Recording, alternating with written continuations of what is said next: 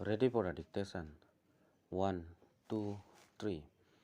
Honorable Chairman, Sir, the Sarkaria Commission report is a highly fruitful report.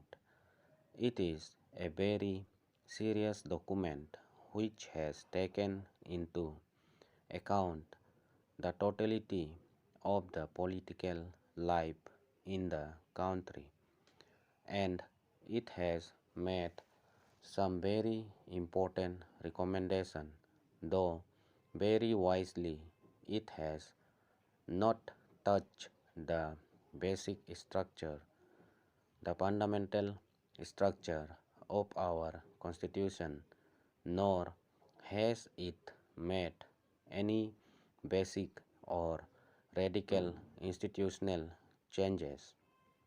If we go through the report, we will find that the main thread which is running through the entire report is unity and integrity of the country.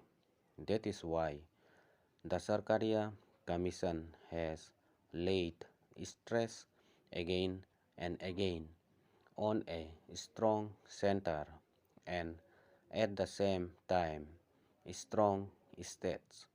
In fact, our founding fathers were very wise people when they were framing the Constitution. They were foreseeing the events. They were very tall people and they knew what was going to happen. They could envisage, and so they envisaged that it is a strong center and a strong state that was required, and there is no contradiction between the two. They must live in harmony. They must work in harmony. That is the spirit of our Constitution. If at the time of framing of our Constitution there was need for a strong center, there is more need for it today. Sir, we are discussing something which will affect the future generations also.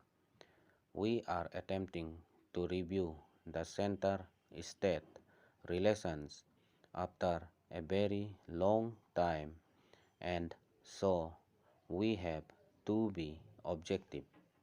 We have to depart from the party angle. We have all to speak as true Indian in this august house, which is the upper house of Indian Parliament.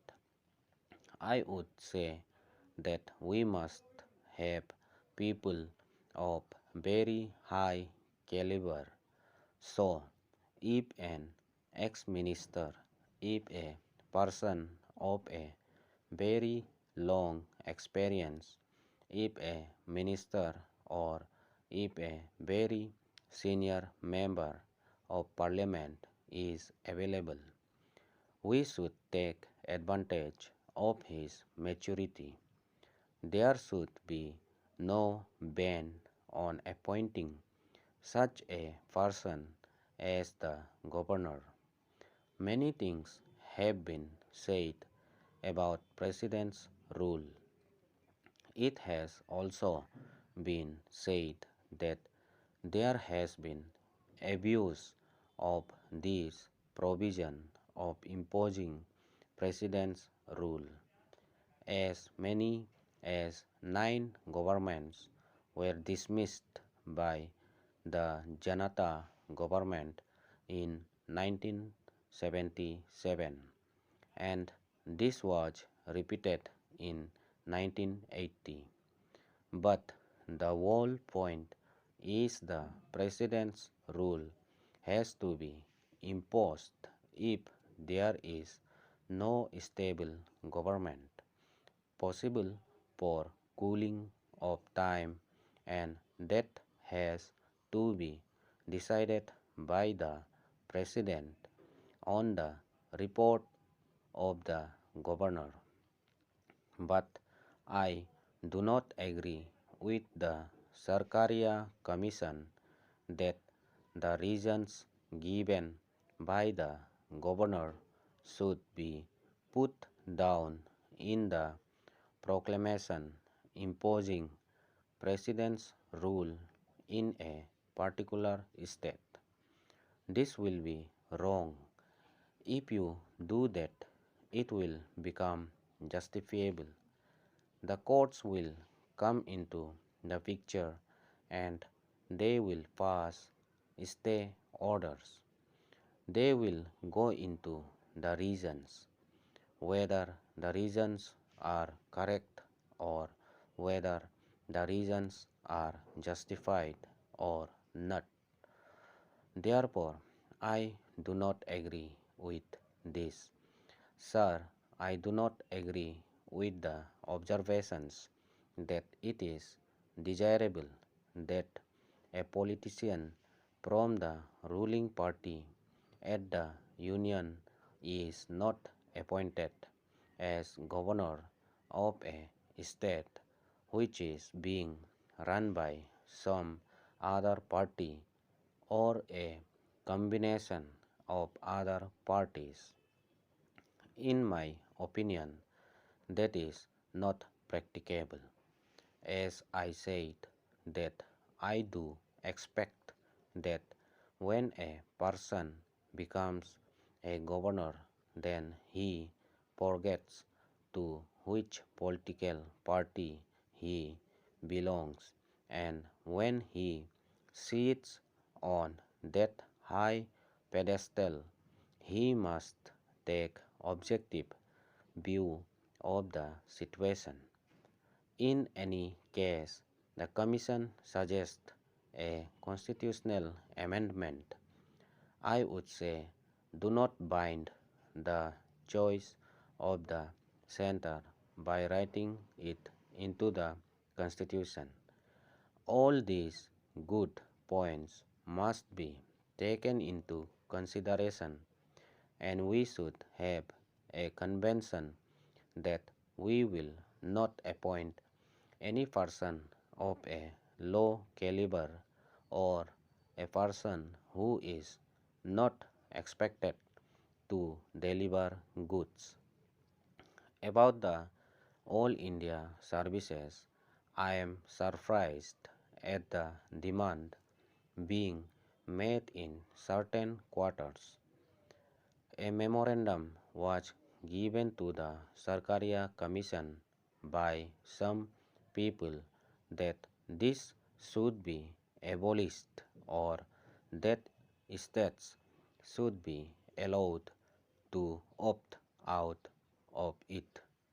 This will strike at the very root of the principle of unity and integrity of the country, and it is against national integration. I am therefore glad that the Sarkaria Commission has rejected it. As far as All India Radio and Doordarshan are concerned, functional freedom is there. In regard to ordinances, there has been a lot of hue and cry about it. I would, in this connection, invite the attention of the House to the findings of the Wadhwa Commission. The Commission found that in Bihar, both the Janata and the Congress governments were guilty of this. For years, they went on promulgating ordinances and renewing them. In my opinion, ordinances should be repromulgated or renewed only in very exceptional circumstances. It is the responsibility of the state governments to quickly place the relevant bills before the legislatures. As a journalist, I have been covering legislatures for the last 40 years and found that in the past, only in very exceptional circumstances, ordinances were being issued, but now, unfortunately, it has become a matter of course. It has become a matter of routine. Ordinances are promulgated and they are again and again renewed. Their life is extended. It is a mockery and misuse of the provisions of the Constitution. I am sure the Honorable Minister will look into this and will make it impossible for the state governments to do such a thing. Recourse should be taken to this only in emergencies and in very tight situations. This provision should not be misused. So long as the Planning Commission is concerned, the demand for giving it autonomy or giving it an exalted status, in my opinion, is meaningless. The Planning Commission has functioned very well until some time ago, right from the days of Pandit Jawaharlal Nehru. Sir, at the end, I thank you. Full stop.